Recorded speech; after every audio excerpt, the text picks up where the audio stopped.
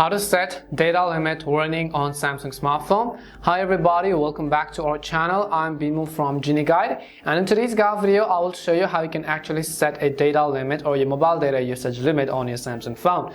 But before we get started, as always, if you are new to our channel, then make sure to leave a like and hit that subscribe button. And without any further ado, let's get started with today's video.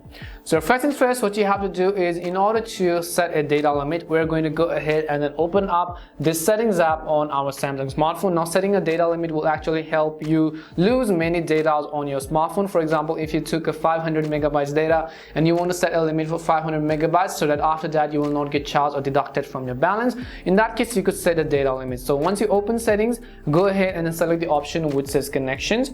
As soon as you select connections, you'll see all of these options again. What we will do is we will go to data usage option.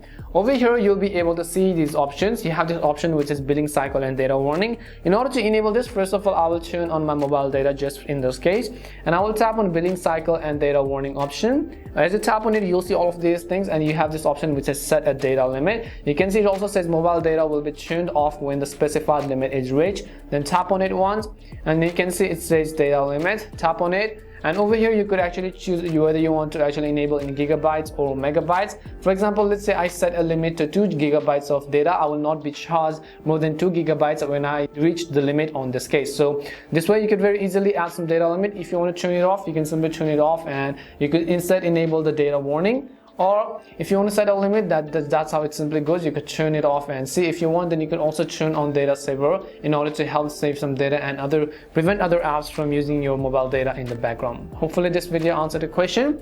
If it did answer your question and help you in either way, then make sure to leave a like and subscribe to the channel. And if you have any more questions, queries or doubts, then also make sure to leave them down in the comment section. Thank you very much for watching till the end of this tutorial, and see you soon in our next video.